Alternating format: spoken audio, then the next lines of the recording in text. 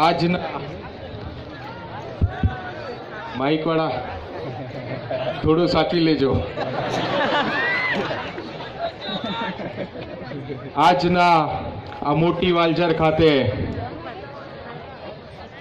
ઉપસ્થિત તમામ વડીલો, માતાઓ, બહેનો અને અહીંયા ઉપસ્થિત સમાજના હિતેચ્છુ, સમાજના આગેવાનો, સર્વેને મારા જય આદિવાસી, જય આદિવાસી. મિત્રો, અહીંયા ભગવાન બિરસા મુંડા, ડોક્ટર બાબા સાહેબ આંબેડકર અને આપણને સંવિધાનની અંદર અનુસૂચિ 5 આપવાવાળા જયપાલસિંહ મુંડા અને જેમની વિચારધારા લઈને હું ચાલુ છું એવા છોટુભાઈ વસાવા સાહેબને હું નમન કરીને મારું વક્તવ્ય રજૂ કરીશ. આજે ગુજરાતની અંદર મિત્રો, આખા ગુજરાતની અંદર હું ફક્ત 3 ધારાસભ્યોને માનું છું મિત્રો. એક છોટુભાઈ વસાવા, બીજા મહેશભાઈ વસાવા અને ત્રીજા આપણી વચ્ચે ઉપસ્થિત અનંતભાઈ પટેલ. બાકી કોઈની તાકાત નથી વિધાનસભાની અંદર બોલવાની મિત્રો. હું આજની વાત કરું મારી, આપણા આદિવાસી સમાજની જે પરિસ્થિતિ આ મૂડીવાદી લોકોએ પેદા કરી છે. આજે સવારનો હું દાખલો આપું. સવારે 6 વાગ્યાનો વ્યારાની અંદર માર્કેટ યાર્ડની અંદર આપણા આદિવાસી માટે હું લડી રહેલો હતો મિત્રો. જે ગામડાઓમાંથી શાકભાજી વેચવા માટે ત્યાં આવે છે અમારા ગામડાના લોકો, એમને સોસાયટી વાળા ત્યાંથી ઉઠાડી મૂકવાના પ્રયાસો કર્યા. આવી પરિસ્થિતિ છે મિત્રો, ગંભીર બાબત છે આપણા માટે. એ લોકોને ત્યાં જઈને કહી દીધું, ચૂપચાપ બેસવા દેજો, નહીં તો તમારી સોસાયટીઓ ખાલી કરાવી દેવાય એટલી તાકાત. આદિવાસીને શું તમે ઘેટા બકરા સમજેલા છે? વાઘ છે, વાઘ જંગલમાં રહેવા વાળા. એટલે આજે વર્ગ વિગ્રહ એ લોકો પેદા કરી રહ્યા છે મિત્રો, આપણે નથી પેદા કરી રહ્યા. આજે આપણા સમાજને ત્યારે આપણે જાગૃત કરી રહ્યા છે ત્યારે એ લોકોને દુઃખ થાય છે કે આદિવાસી આજે જાગૃત થવા લાગ્યો. એમના હક અધિકારો આપવા પડશે. હવે એમનું લાકડું નહીં ચોરી શકીએ અમે, એમની માટી નહીં ચોરી શકીએ, એમની જમીનો નહીં છીનવી શકીએ હવે. કારણ કે મિત્રો આજે યુવા વર્ગ આજે અહીંયા ભેગો થયો છે. આ યુવા વર્ગને કહેવા માંગુ છું, જે જનમેદની વાસ્તાની અંદર નીકળી હતી આ ભારતમાલા પ્રોજેક્ટના વિરુદ્ધમાં, તો 30 તારીખે નરેન્દ્ર મોદી આવી રહેલો છે. એ મોદી સમજી લે, 30 તારીખે જે કરો તે પણ નરેન્દ્ર મોદીનો વિરોધ કરીશ. કારણ કે મિત્રો આજે ત્યાં આદિવાસીઓ પર લાઠીચાર્જ કરેલો છે કેવડિયાની અંદર. તમારી જમીનો અહીંયા છીનવી રહેલા છે. અમારા વિસ્તારની અંદર આદિવાસીઓને મારી રહ્યા છે. તે છતાં પણ આ નાલાયકો આપણા વિસ્તારમાં આવતા હોય તો વિરોધ કરવો પડે કે નહીં કરવો પડે? તમે કેવું? એટલા માટે આ મંચ પરથી આજે જાહેર કરું છું કે 30 તારીખે તમે લોકો પણ અમારી સાથે આવજો. આખો તાપી જિલ્લો લઈને હું પણ નીકળીશ ત્યાંથી. આખા ગુજરાતના આદિવાસીઓના વિરોધ કરવા નીકળીશું. આ પ્રોજેક્ટ પહેલા તમે બંધ કરો. ભારત પહેલા ડીએમઆઈસીમાં અમારી જમીનો છીનવવાનું બંધ કરો. તાપી પાર લિંકની અંદર અમારી જમીનો છીનવવાનું બંધ કરો મિત્રો. આજે લડાઈ આપણા અસ્તિત્વની સાથે સાથે સંવિધાનને બચાવવાની લડાઈ છે આ દેશની અંદર. મિત્રો આજે મારે નામ લઈને બોલવું પડશે, કારણ કે નેતાઓએ કીધું છે કે 2019ની અંદર અમે જીતીશું તો 2050 સુધી શાસન કરીશું. એ શાસન કઈ રીતે આવશે તમે વિચારો.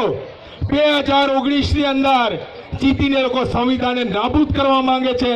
જે રીતે 1931ની અંદર હિટલરે જે શાસન કરેલું હતું એ શાસન આ દેશની અંદર લાવવા માંગે છે આ લોકો. એને આપણે જાણવું પડશે. 1931 ની અંદર હિટલર ચાન્સલર બન્યા હતા જર્મનીના, અને ત્યારબાદ જ્યાં સુધી મર્યા ત્યાં સુધી એક ધારું શાસન કરેલું હતું. એવી જ રીતે આ લોકો સંવિધાનને પૂરું કરીને આ દેશની અંદર એ શાસન લાવવા માંગી રહેલા છે. એટલે કહીએ છીએ કે ગુજરાતમાંથી નીકળેલો એ દેડકો ને પેલો ચોર એ બંનેને ઓળખી લો. જેમણે આપણા સમાજનું નિકંદન કરી રહ્યા છે, આવા નેતાઓને ઓળખવાની જરૂર છે. ઘણા આગેવાનોએ કીધું કે સમાજ માટે હવે લડવું પડશે, સમાજ માટે કંઈક કરવું પડશે. મિત્રો, આ તો શરૂઆત અહીંયા થઈ છે. 3 મિટિંગો આપીશું આખા ગુજરાતની અંદર. કારણ કે આજે પ્રશ્ન એ થાય છે કે ચૂંટણીમાં મત નાખવા જાઉં કે ના જાઉં. નાખું તો એ સાલા બીજા જીતી જાય છે, નહીં નાખવા જાઉં તો એ સાલા ગદ્દારો જ બેસવાના સત્તા પર. એટલે આવી પરિસ્થિતિની અંદર મિત્રો, આવી પરિસ્થિતિની અંદર હું કન્ફ્યુઝનમાં છું. પરંતુ તમે વિચારો, 2019 ની અંદર આ સરકાર 19 પહેલા અનુસૂચિત 5 ની જાહેરાત કરવી જોઈએ કે નહીં કરવી જોઈએ? જળ જંગલ જમીનનો માલિકી અધિકાર આદિવાસી સમાજને આપેલો છે, અને જો નહીં આપે તો ગુજરાતની અંદર, મધ્ય ગુજરાત, દક્ષિણ ગુજરાત અને ઉત્તર ગુજરાતની અંદર આપણે જાહેર સભા કરીશું. કહી દઈશું એ લોકોને કે 19 ની અંદર આ વિસ્તારની અંદર અમે મત આખો વિસ્તાર એને નાબૂદ કરી નાખીશું, અને મત નાખવા માટે નહીં જઈએ અમે ચૂંટણીનો બહિષ્કાર કરીશું. કરવું જોઈએ કે ના કરવું જોઈએ? કરવું જોઈએ. કારણ કે આવા ને આવા પ્રોજેક્ટો આવતા રહેશે તો મારી તમારી બધાની જમીનો જતી રહેવાની છે. આ ફક્ત નવસારી જિલ્લાને નથી, આ તાપી જિલ્લાની અંદર પણ આવશે આ ઉદ્યોગો. આ લોકોના અહીંયાથી પાણી લઈને સૌરાષ્ટ્ર સુધી પહોંચાડ્યું, નર્મદાની પાણી પહોંચાડ્યું, અને તે છતાં પણ આજે મારો આદિવાસી લાઠીચાર્જ ખાઈને મરી રહેલો છે. મિત્રો, આ પરિસ્થિતિ છે, દુઃખના સવાલો છે આપણા માટે. આજે છત્તીસગઢથી આવેલા વ્યક્તિ મળે છે, એ કહે છે કે તમે લોકો કંઈક લડાઈ લડવાના હોય તો લડો, અમારું કંઈક વિચારો, કારણ કે અમારો રોજના રોજ એક માણસ મરે છે. આવી પરિસ્થિતિ છે આપણા સમાજની. શું માંગવા નીકળ્યા છે? સંવિધાનિક અધિકારો માંગવા નીકળ્યા છે. અમે કોઈ બીજું નથી માંગવા નીકળ્યા. તમારામાં તાકાત હોય તો આપી દો, અને નહીં હોય તો આ સમાજ હવે છીનવીને લાવી દેશે અધિકારો.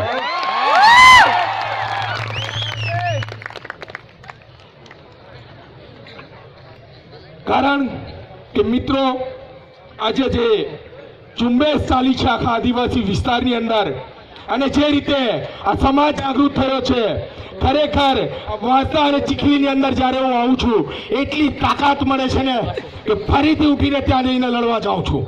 કારણ કે અહીંયા જે યુવાનોએ તાકાત બનાવી છે, જે એકતા બનાવી છે, એ એકતા આખા ગુજરાતની અંદર બતાવવી પડશે. દાહોદની અંદર પણ લોકો લડી રહ્યા છે, ત્યાં પણ જઈને આપણે એ લોકોને સાથ સહકાર આપવો પડશે.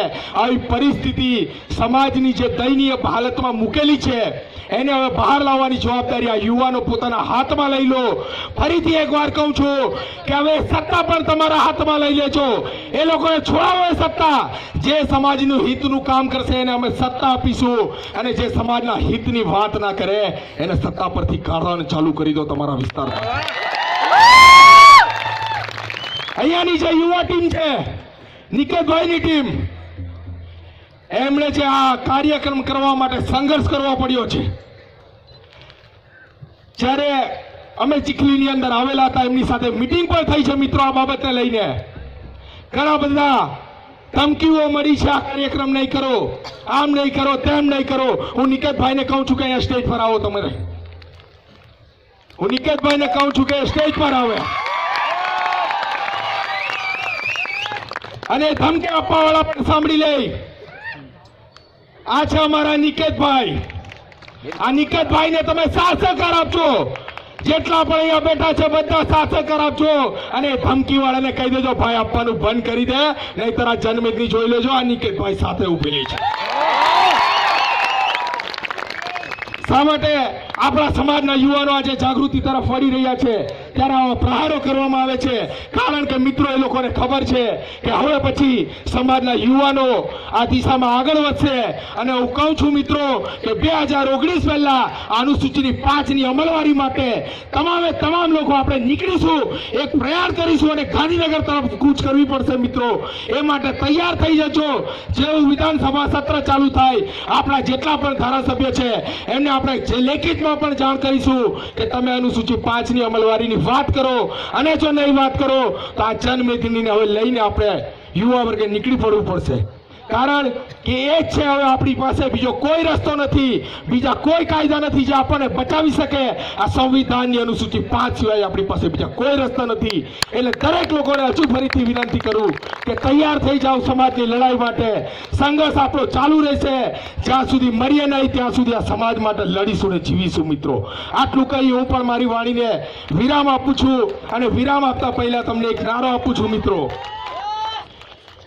હું કહીશ, જબ જબ जुल्मी जुल्म करेगा सत्ता के हथियारों से, તમારે કહેવાનું છે ચપ્પા ચપ્પા ગૂંજ ઉઠેગા આદિવાસી કે નારો से. શું કહેવાનું છે? चप्पा चप्पा गूंज उठेगा आदिवासी के नारों से. जब जब जुल्मी जुल्म करेगा सत्ता के हथियारों से, चप्पा चप्पा गूंज उठेगा आदिवासी के नारों से. जब जब जुल्मी जुल्म करेगा सत्ता के हथियारों से. चप्पा चप्पा गूंज उठेगा आदिवासी के नारों से. आभार.